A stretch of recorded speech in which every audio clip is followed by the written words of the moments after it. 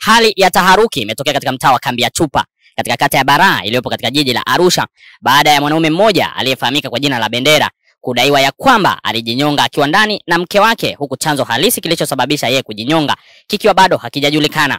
Kwa mujibu wa mashuhuda pamoja na majirani, wanaeleza kwamba mwanamke huyo alikuwa akioga na ghafla alisikia kishindo, na alipofika chumbani alimkuta mume wake akiwa ameshajinyonga.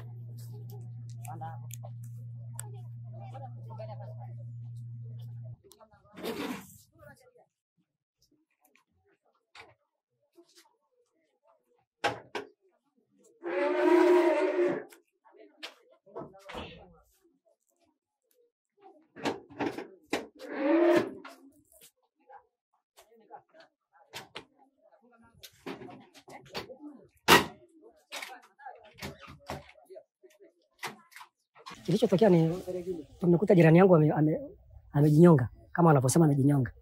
Mke anasema amejinyonga. Sababu nimemuuliza mke moja kwa moja, tatizo ni shemeji, nini tatizo? Akasema ni baba amejinyonga. Sijui alikuwa na shida gani. Sasa hii kitu imetuletea taharuki kubwa sana. Mtu kujinyonga. Lakini mazingira hayaonekani ya kujinyonga, sasa ni shida. Sababu mtu anataka jitundike pale. Akuwe na stuli chini ya abonabole stuli, tumkuta amekaa pale. Sasa tumekuta amelala chali kawaida. Lakini amejinyonga, mama anasema amejinyonga. Na alikuwa ni mzima kabisa. Mke wake mlipojaribu kumbana anasema alifariki kwenye mazingira gani? Anasema amefariki kwenye mazingira ya kujinyonga. Yeye anasema amejinyonga na mkanda, kuna mkanda huko pale. Ni mkanda kweli? Ni mkanda, na alipata tatizo la tumbo. Kuna wakati amepata tatizo la tumbo. Daktari akamwambia usinywe pombe. Sasa ikawa naye amevunja masharti ya daktari na kunywa pombe sana. Hata jana mke wake anasema siku ile alikuwa amelewa sana jana. Na inawezekana pia pombe ikazidi kaleta matatizo. Aliingia bafuni kuoga. Nani? Mke wake. Kwa marehemu. Akawa amemwacha huko ndani. Alipokuwa anaoga akasikia tung kama mzigo hivi. Kuja kuangalia akamkuta bwana yake yuko chini amelala. Amelala ndio ameondoka. Kuangalia akaona mkanda huko. Lakini machozi kweli hamna. Akaenda analia sauti ya chini, machozi hana. Hana chozi hata moja. Kama jirani limenistua kidogo kwa najifunika. Sababu kama tatizo limetokea kweli tunakuwa wazi kabisa.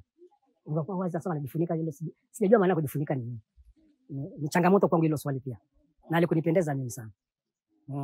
Kwa majina naitwa Neema Joseph, ni mwenyeji hapa Mferejini. Mimi nilipofika hapa nimekuta mama wanalia.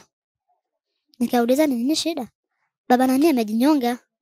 Kweli na mimi nikaenda kushuhudia, nimeingia mimi nimesukuma mlango, mtu kwenye mlango. Mke alivyokuwa amesema asubuhi nimeamka, nikamwambia mume wangu leo usiende kazini.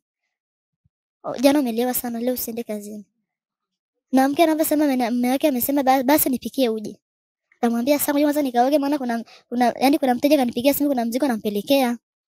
Mama kaenda kwa kurudi amekuta yeye anasema nimesikia kishindo. Nikasema huna nini tena, kaingia ndani kuja kuiba asubuhi. Kutoka nje kufika haoni mtu sebuleni. Ndio anavyoongea mama. Kusukuma mlango wa chumbani, mtu kaanguka nyuma ya mlango. Na akawa na kamba shingoni mama anavyozungumza. Ni kitu ambacho kimetushangaza sana sisi wenyeji hapa Mferejini, maana ni mtu baba ni mtu ambaye ongeaje na mtu. Ni mtu ambaye ana shida na mtu, wala hatujawahi kusikia hata kama na ugomvi na watu hatujawahi kusikia. Na mimi jana pia usiku nimeshuhudia wanapita yeye na mke wake. Kumetoka huko alikotoka wanapita na mke wake. Sasa leo asubuhi tunaposikia mtu anajioni, kitu ambacho kinatushangaza sisi pia. Mimi sijawahi kuona matukio kama haya, lakini nimekuja kuonea hapa. Mimi naona mtu kujifunika, labda saa zingine hataki mtu aonekane sura yake. Mimi kwa wazo langu naweza nikasema mtu hata anaweza kujining'iniza nyuma mlango akajinyonga kwa wazo langu, lakini huwezi jua, maana maisha sasa hivi unaweza kusema shetani mtu kampitia. Unajua ni kifo ni saa zingine hata ni mkono wa mtu, ni mtu ama labda na mawazo akajiua, ni vitu kama hivyo. Hata hivyo, askari wa jeshi la polisi walifika katika eneo la tukio na kufanya uchunguzi na kisha kuchukua mwili huo kuondoka nao kwa ajili ya taratibu nyingine za kiuchunguzi, huku wakiondoka pia na mke wa marehemu.